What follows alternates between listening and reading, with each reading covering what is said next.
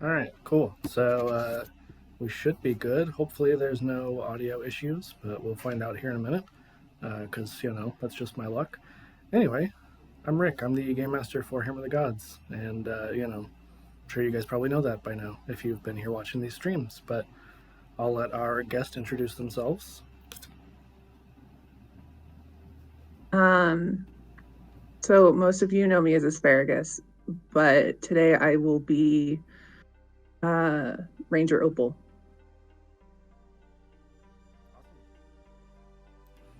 I do love the no echo. That's always good to hear. Um, It tends to not echo when I don't wear headphones. that's bizarre. Yeah, I don't know. Whatever anyone's works. guess. Anyway, so before we get started, I've got some announcements that I pulled up and then immediately closed out of because, what else would I do? Anyway, so this is session 15 of Together Among the Stars, which is crazy to say. It's also crazy that last week we had the creator of the game on stream, and, I totally wasn't panicking or anything the entire time. It's fine. But it was super fun once I got over my panic attack. And so, our first announcement, as always, our sponsor for today is Canadian Dice. So, you can go over to CanadianDice.ca and use the code TheVacTair for 10% off your order. And Maggie's dice pick this week is Rainbow because, gay. It is what it Hashtag is. Brad. Yeah, it's that time. Second announcement, we are currently raising money for the Trevor Project, an organization that helps LGBTQIA2S plus youth and provides 24/7 crisis support services, now available in Mexico as well as the US and I think Canada, I'm pretty sure. Anyway, there is a link, I believe, pinned in the chat, maybe. I just work here. Anyway, For the third Trevor announcement. Project? Yeah. Yeah, there's literally a link that says donate to charity if you're on desktop. Yeah, I'm good with technology. Real good. Third announcement is the Vacterra store. So tinyurl.com/vac merch. You can get awesome designs like the Half Orc Energy, the Vac Blob. Pride merch is currently up, and any money raised from the Pride merch will be donated to the Trevor Project as well. Words are hard. Fourth announcement, Sunday, tomorrow, Affy and Artemis. Yeah, no, I guess Affy might be there, in theory. We'll be over on DM Jeremy's channel for Legacy of Fire at 7:30 p.m. Eastern. Back here on Monday for Mistwalkers at 8:30 p.m. Eastern. Tuesday is the Monty Python one-shot by DM Sophia, 8:30 p.m. Eastern. You can also see me there and, other cool people. And it's Monty Python and super gay, so, it'll be good fun. Thursday is A Song of Crystal and Shadow. Again, DM Sophia is a Final Fantasy-based D&D game. And as always, Friday, Fixies 5 with DM Artemis. So that's all I've got for announcements, unless I totally just, misread something or anything like that. But otherwise, I'm ready to go if you are. So if you want to get started, I'll have you roll our first dice roll of the day. A 1. A 1, okay. So I always like to start off with our interplanetary travel. Let me see. I don't remember what a 1 is, and of course, now it doesn't want to cooperate. 1 second. You need me to bring the thing up?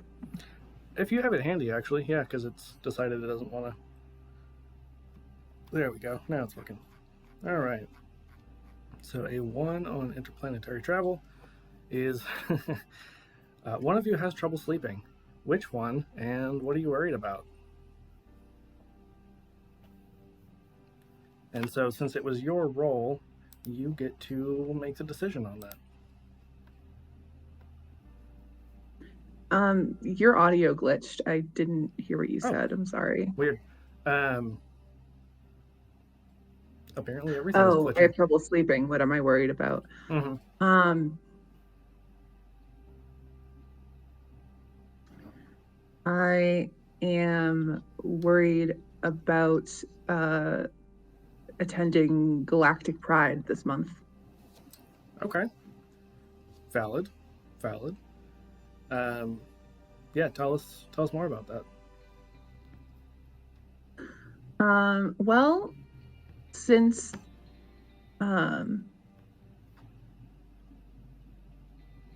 Galactic Pride has been held for the past 3,000 years, and it is a celebration of all individuals within the Milky Way galaxy that are advanced enough to do space travel. And it is a week-long fest where beings from all other planets attend. I love that. Which, no pressure, because, like, whole galaxy and stuff, totally fine. No reason to panic at all. Some of the best food you will ever find. That makes sense. I will also have you roll another d6 just to see how many cards we're going to draw for this planet that we start out on. 2. That's okay. That is not uncommon. So we're going to see what our first discovery is. I got a 5, so night crew. We're just hanging out, probably not sleeping, at least not for Opal. And we've got the 9 of clubs to start us out. So, clubs are plants and other immobile forms of life. It gives examples of towering trees, carnivorous pitchers, giant ferns, glowing weeds, floating flowers, oozing mushrooms, etc.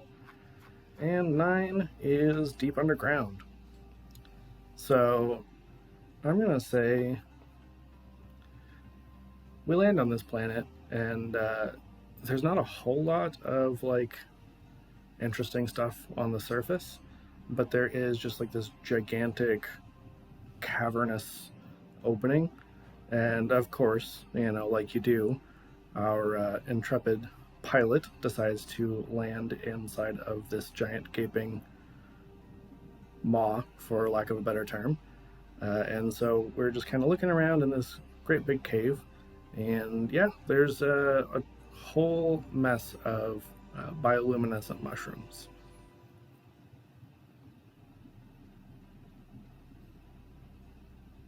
So if you would like, you can roll for our further examination. You don't have to, but...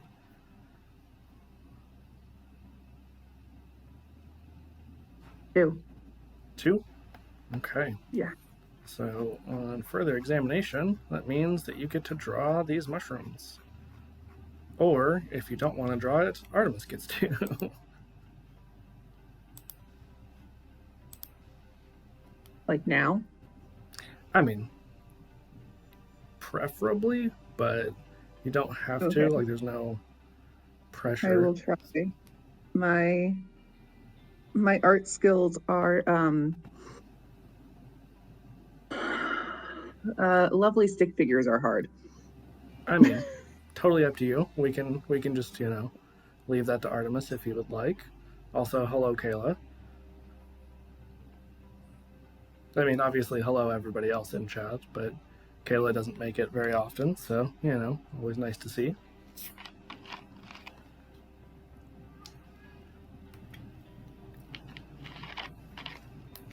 So they are bioluminescent mushrooms. They have little spots, and they have little tendrils that go down. I love it. Yeah, and I feel like... somewhat reminiscent of an earth toadstool. Yeah, that makes sense. But glowy. Glowy, yeah.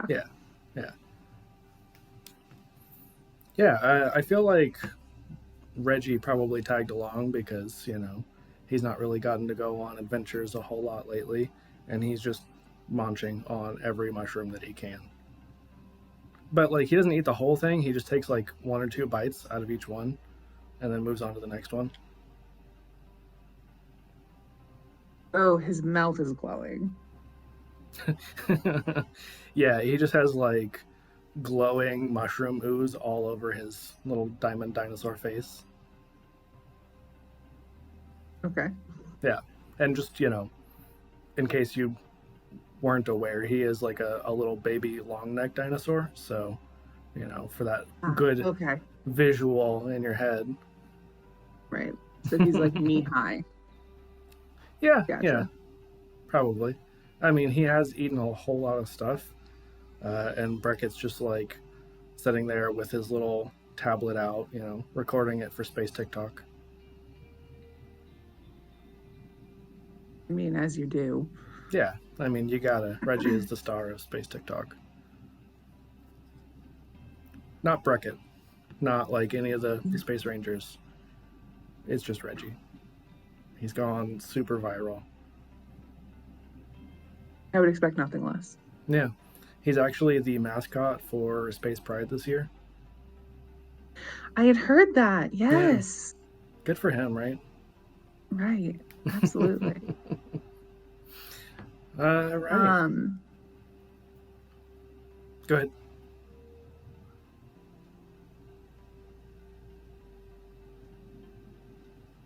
Were you gonna say something? no, Oh, no. okay. I'm good. If you would like, we'll go ahead and roll for our second discovery. Listen, Artemis, I don't need your judgment. I can do science I am and Space doing TikTok. atrociously on rolls tonight or today. Yeah, I got a 1. a one. All right, so that means this next discovery is arduous to get to. And before I reveal our next discovery, I'm going to keep talking shit to Artemis. Reggie As is you the do. best, therefore, don't judge. So we've got the Three of Hearts, and hearts are ruins. Three, though, is something. It's a thing. Three is by a gentle river. And then for hearts, it gives examples of mysterious obelisks, vine covered temples, abandoned dwellings for people bigger than you, a wrecked spaceship, etc. Is this still within the cave? That is up to you.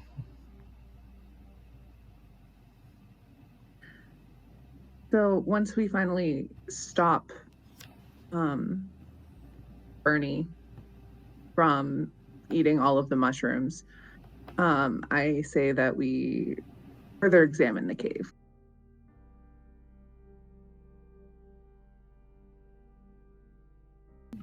That we would find a ruin of a whole underground society. Okay. So, like a city, maybe? Yeah, but built of the same material that the cave is, almost as if it had been cut from the cave itself. Okay.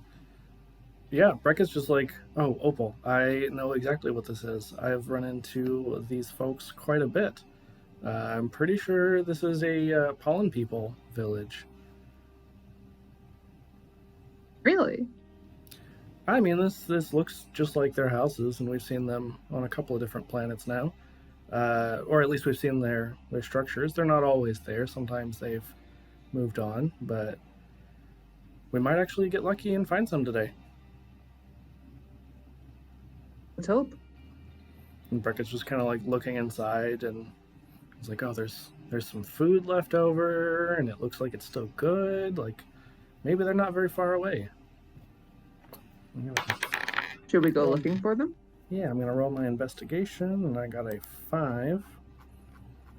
So let's see. Yes. So on a 5 or 6, I get to record how the feature changes in some way.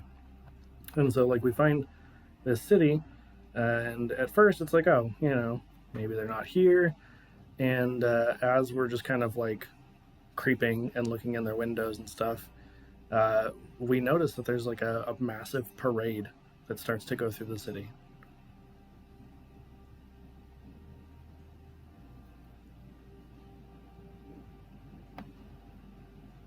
Okay. Should we attend? Well, I I don't know if you know this. I don't know how much you know about the pollen people, but they're quite small. So I think we're already basically there. As you know, Breckett just like glances over his Ah, shoulder and it's like 50 feet away. I did not. This is my first interaction with these people. Oh, well, just so you know, they speak in dance, so it's a little hard to pick up sometimes. I think we'll be fine. We'll communicate just fine. Opal actually majored in dance. Yeah, they did. Interpretive dance and biochemistry. The classic combination. Of course. What else would she have done? I mean, it's Space Ranger school, so those two go hand in hand. And Of course. yeah, Brackett's just like kind of watching from a distance and maybe eating some of the mushrooms himself. He tested them. It's science, I really hope They're they're not drugs. edible. These ones are totally fine. They're not drugs this time. Probably should have checked that before we let the dinosaur at them. Oh no, it's fine. He's made of diamonds, so like he processes things different. I see, I see. Yeah, exactly. Alyssa gets it. It's for science. And like Kayla said, you majored in biodance. You know, like you As one does. do. All right. Let's see. So that was our last card for this planet. And if you would roll for our next set of cards, I will roll for our interplanetary travel. 3. Got some real big planets, real interesting, a lot of stuff on them. I, Coincidentally, I got a 3 as well. So in that's between funny. planets, we are. We make up a game to play during a long stretch of empty space. What are the rules like? Who wins? Everyone already knows. There's an episode titled Reggie Always Wins, so of course Reggie wins. Uh, but this game is.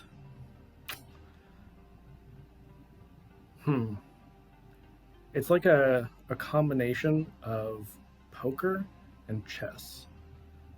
You like alternate between the two. You've got like a hand of cards, and then depending on how you do with your cards, like if you win that round, then you get to make a move on the chessboard. So, potentially you could just like keep going and keep winning, which is exactly what Reggie does. Reggie miraculously somehow is really good at counting cards. And yeah, We also miraculously have a 3-person chessboard. yes, it's space chess, obviously. It is space chess. That is true. It's also 3D. Oh, so that just adds the layers of complication to it because Exactly. there's multiple layers. So if it's Exactly. 3D. Gotcha. Oh my god. Reggie's hiding cards in his sparkly armpits. I mean, that is the last place you or I would think to check him for cards before playing. So I mean, after we finish the game, Brackett's just like, yeah, I mean, I could see the cards the whole time, but he's just so cute. Like, what am I gonna do? Tell him he's cheating? yeah,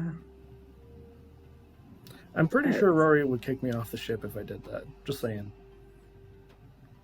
who's gonna kick you off the ship? It's you and me and a diamond dinosaur.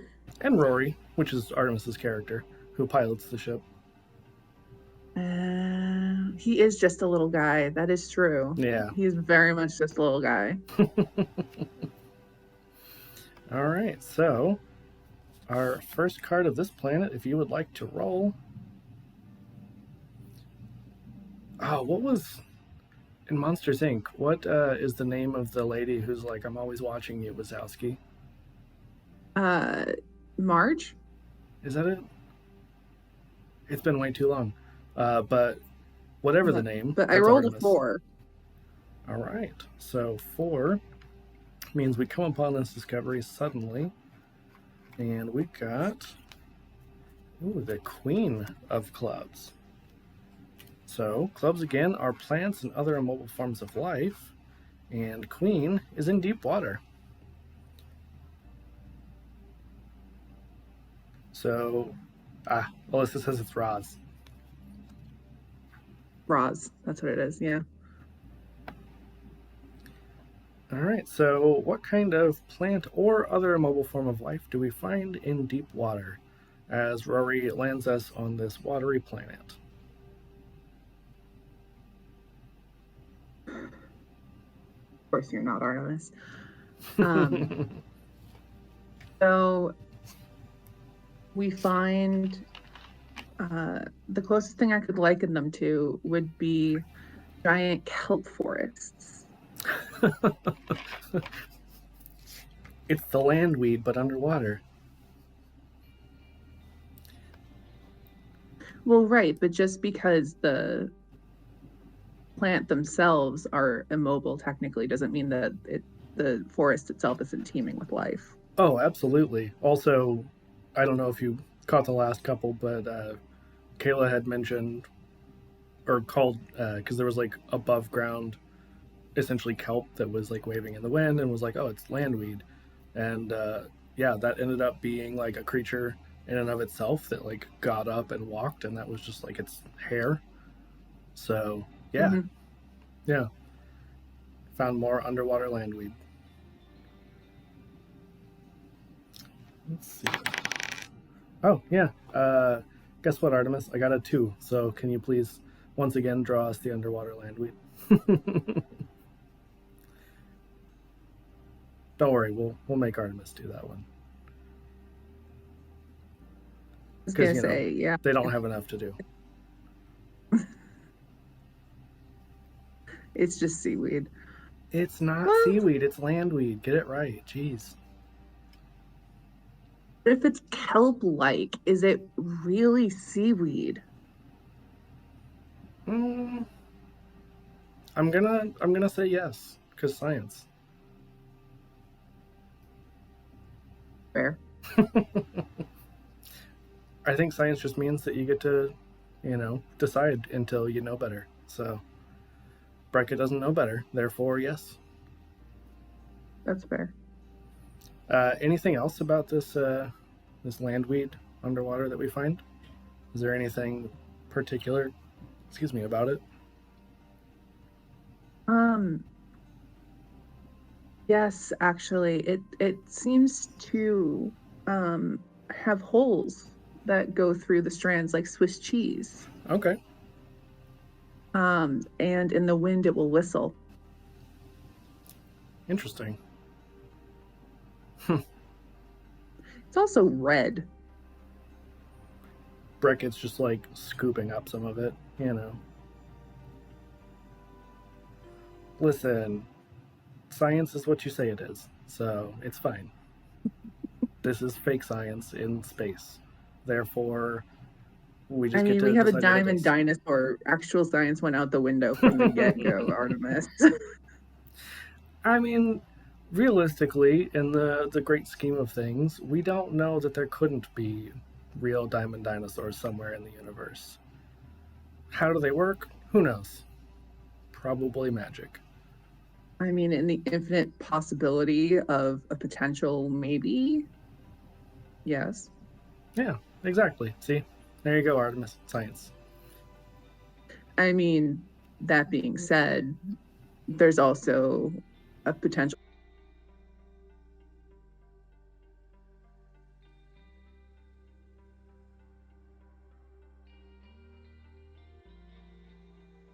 This one's always a little weird. Is in a treetop. I remember why I don't like Five of Spades. I'm gonna say so. most of the planet is still pretty watery, right? Mm-hmm. And these are trees that grow underwater, like you do. Mm-hmm. Um, and Like out of the many do. top of it is like this electricity that we can see just like shooting up.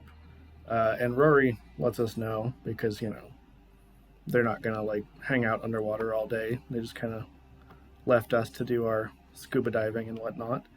Um, Mm. Rory's just like, hey, there's some lightning shooting out of the water.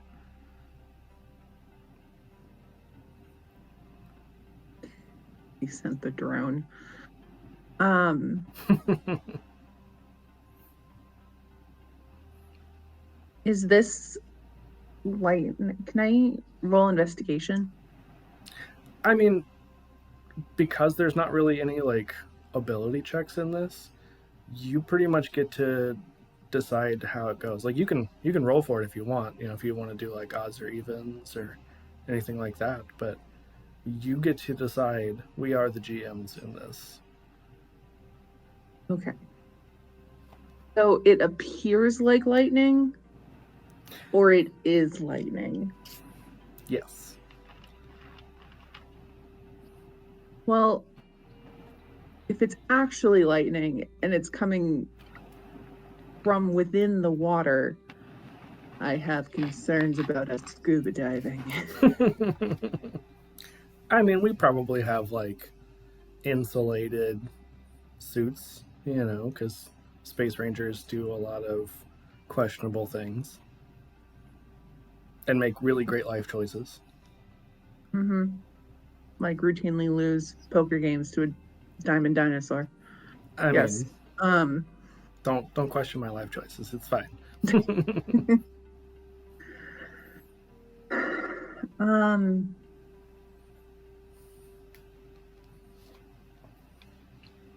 so what do we do with this knowledge?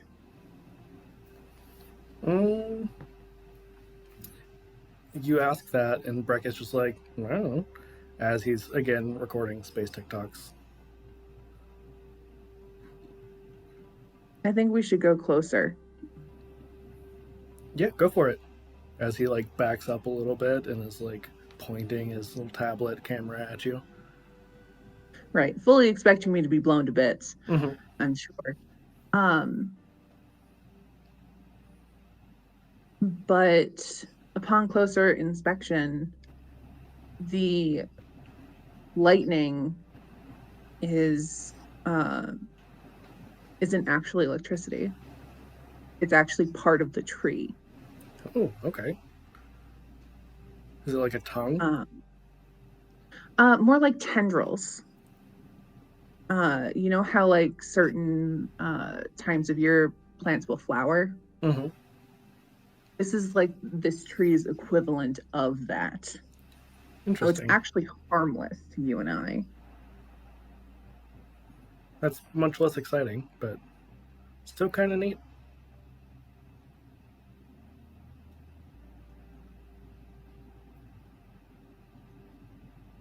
Um,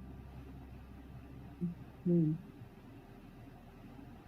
I suggest we take samples back to the ship for further analysis. That makes sense. So I snip off a small piece of it and put it into the sampling kit that I just keep with me at all times because I majored in Biodance.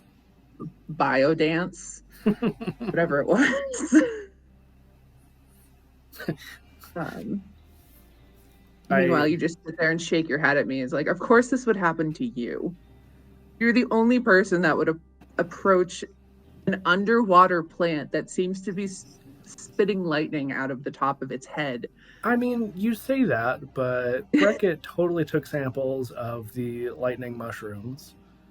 Partially because, what if they're drugs? But, like, it's fine. Thank you, Artemis.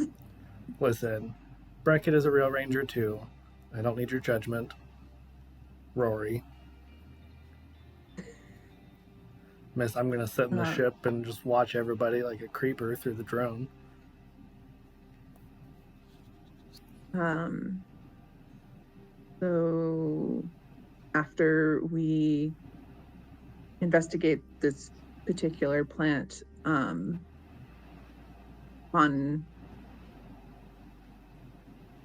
I don't know, my brain is to go very science at this, but we don't actually have to. No, that's totally up to you. I mean, that's one of the cool things about this because there's no GM. Like we're mutually coming up with this as we go.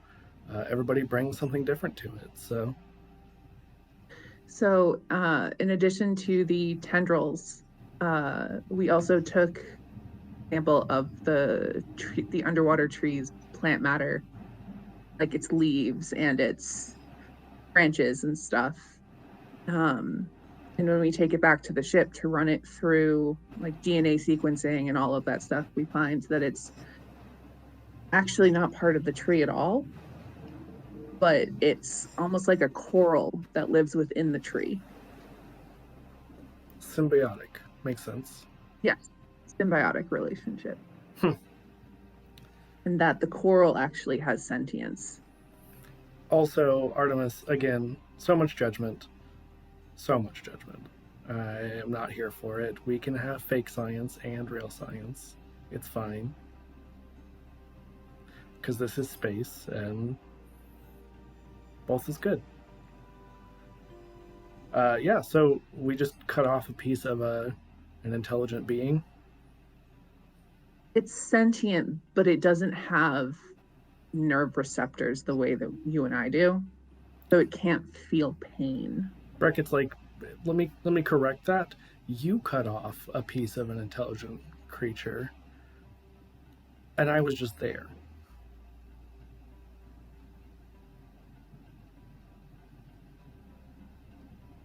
Well, yes, but you also decided to eat the space mushrooms before you had properly tested them, so I will take no criticisms from you, Breckett. As he's like shoving more mushroom into his face, he's like, yeah. All right. So after doing some real science, let's do some more fake science and see what our last discovery is. Which, I'm trying to think, was that one you? Was that your discovery? Yeah. No. Was it? Well, you found the tree and you said it was lightning. I said That's I right. inspected it and it's not lightning. Makes sense. So I'll let you roll for this one. Okay. See if I can roll something higher than a 4. No, I cannot. 3. Okay. So 3 means that we're going to come upon this suddenly, which is, kind of par for the course for us. This time we've got the 8 of hearts. So hearts, again, are ruins. And 8 is on a glacier. So what kind of interesting. ruin on a glacier? On this incredibly water-filled planet, I mean, it could be more like an iceberg. So after we got back to the ship and did all of these analyses, we decided to we decided to explore other parts of the planet. So upon our exploration, using English, we come upon this huge black mass, actually right at what would be considered one of the poles of this particular planet. However, the interesting thing about this planet is that its poles, instead of being up and down like they are on Earth, are actually side to side. Okay. So its rotational axis, instead of going like this, goes like this. Makes sense. And we see this structure, what looks to be some form of temple on this very large black mass. And when we decide to land, we actually skid because it's made of ice. This large black thing is a glacier. And as we start skidding, Breckett's just like yelling up to the cockpit, like, Rory, what if I told you about black ice? That's funny. That was not intentional. um,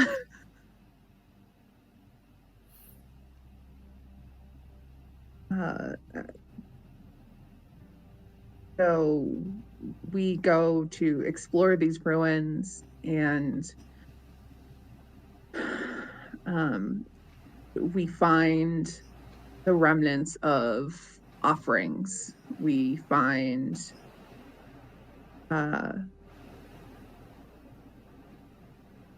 really, Artemis?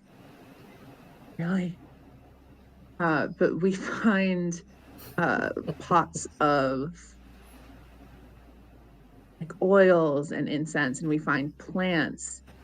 But the weird thing is we're skidding along as if it's ice, but it's not cold on this planet in any way. Breckett's like breaking out his Bermuda shorts and Hawaiian shirt.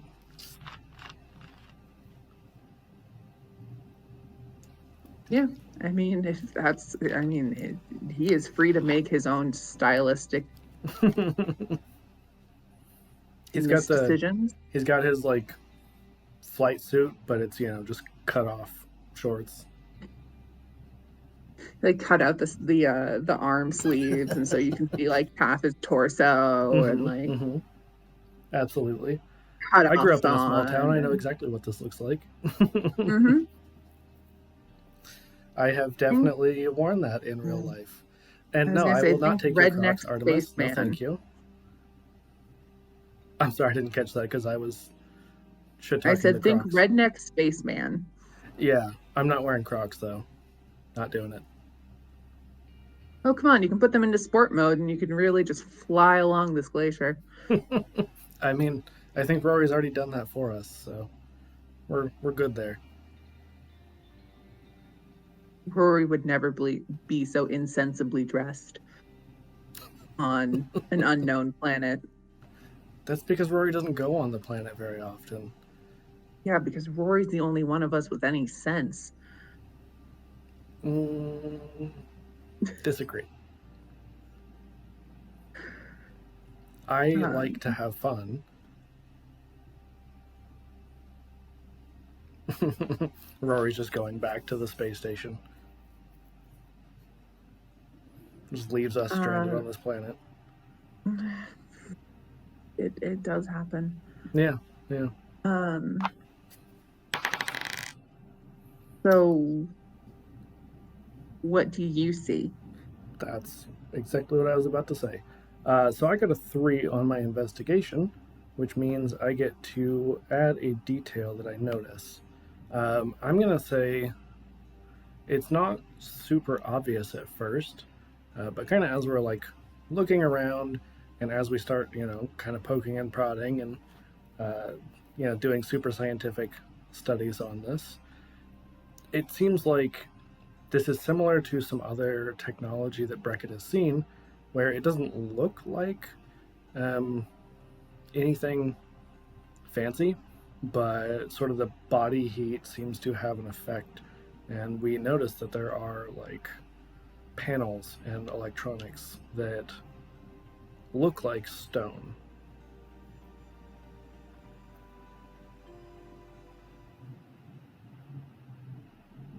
As in the panel itself is made of stone? At least it looks like it. Okay.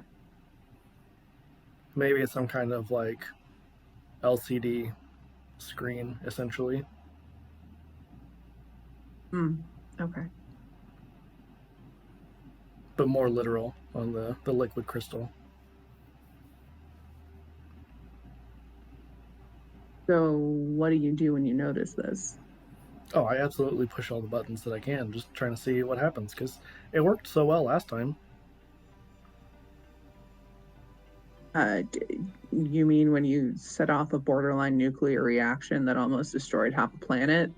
That last time? No, I meant like whenever we ended up in the water when we weren't in the water. But, you know, that's, I don't know what I'm talking about. Mm-hmm. What No you clue. say every time. No clue. I have never done that. Cough, cough. Okay. So you start pressing all of these buttons and nothing seems to happen, at least not immediately. Uh, and Ranger Opal starts yelling at you for just randomly pressing buttons, and you suddenly start hearing a hum. You were yelling, and now I've done stuff, so you're welcome. I didn't yell at you until after you had pressed every single button because I didn't realize what you were doing because I didn't notice the thing While that you're you noticed. saying that, he's like making really intense eye contact and pushes another button. The glacier underneath us starts to shake. Pushes it again.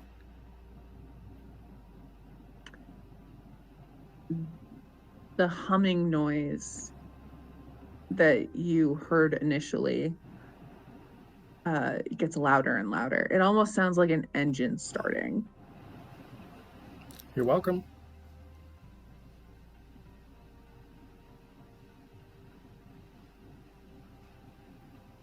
Problem is that you and I are still on this glacier, Hey, Rory. and Uh, there just is just there so you is there know, is decent chance that it kind of feels like it's about to take off from underneath your feet. yeah, Rory, you might want to just be ready in case we suddenly take off. And he pushes the button again. What do you mean? Rory went back to whatchamacallits and left us on the planet. It's just you and me, Beckett. It's it's fine. I mean, we have like faster than light communication.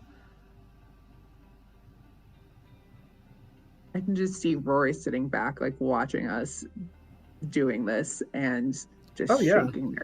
I mean, they're just still watching the drone footage as we're about to blast off into space in a temple. Um, so you press it again, and the rumbling increases, the shaking increases, and you're genuinely concerned that this glacier is so big and so heavy that whatever seems to be taking off is literally going to shake this thing apart, and we're going to fall 3,000 feet. I'm gonna push a different button. Buttons are no longer responding because you have accidentally started an override program to detonation. Accidentally. Uh-huh. And you hear this robotic voice speak to you in a language that Opal doesn't understand. Um, and so because you are more familiar with this, Opal just looks at you and is it like, well, what did it say? Yeah, seeing the confused look on your face, Breckett's like, "Oh, did you not get your babblefish?" And he like opens up several different pockets on his cut off flight suit, and then like pulls out this little squirming thing and like shoves it in your ear. I was like, "Is that better? Can you understand it now?" Well, I don't know because it stopped speaking. Oh, uh, I mean, I think it said, I really wasn't listening, but I think it said everything's great and we're gonna have a good time. Really? Mm-hmm. So Ranger Opal walks over to this panel thing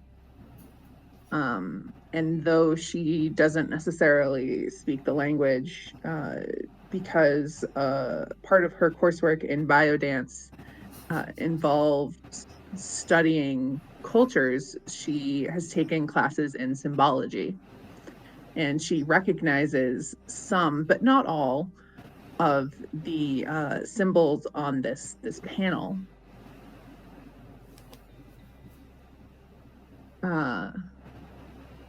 And she looks at them very closely, and it's old, so they're very worn away. And the one that she can read clearly says open cage. Oh, yeah. Breckett immediately pushes that one.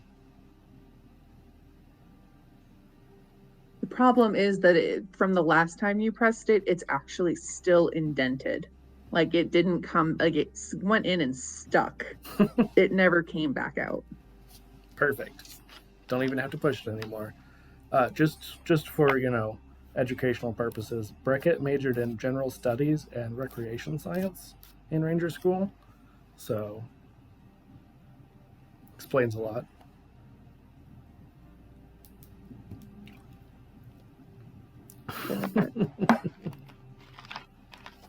Yeah, so what happens with this this button that is unpressable now? The ground continues to shake, and a fissure opens in the glacier, and you realize that the humming sound that you heard is actually a release of some form of pressure through the glacier itself.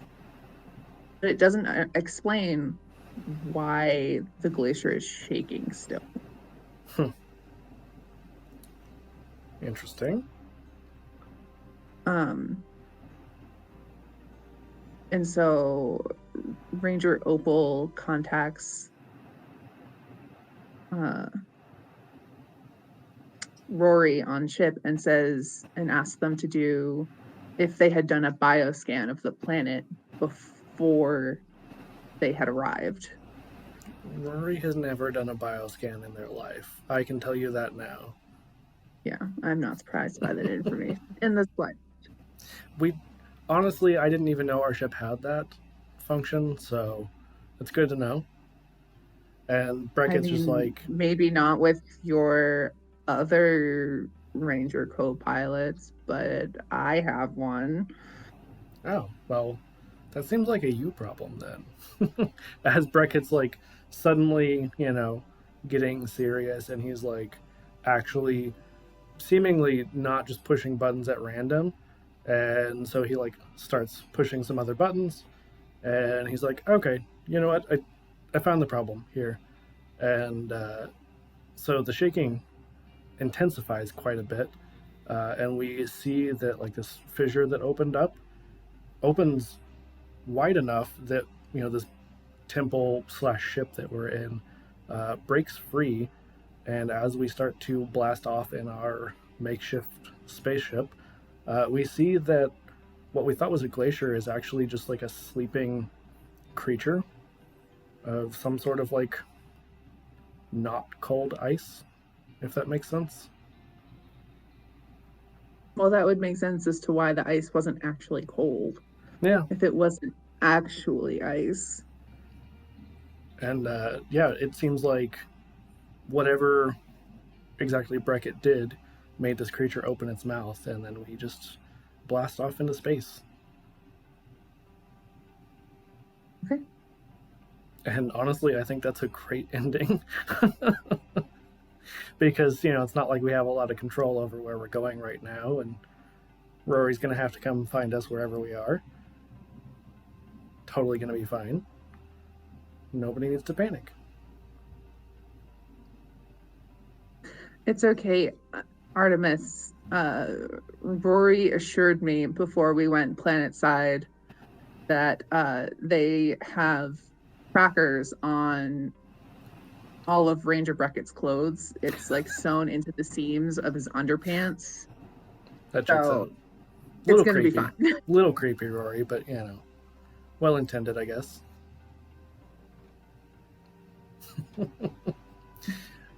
Well, anything you want to plug before we head out? um, no, I don't really have anything. Awesome. This is a Well, lot of fun. yeah, I was very glad to have you. I wasn't really sure where we were going with this last part, but it ended up being really interesting. And yeah, I'm curious about this giant not ice creature, but we'll have to figure that out another day.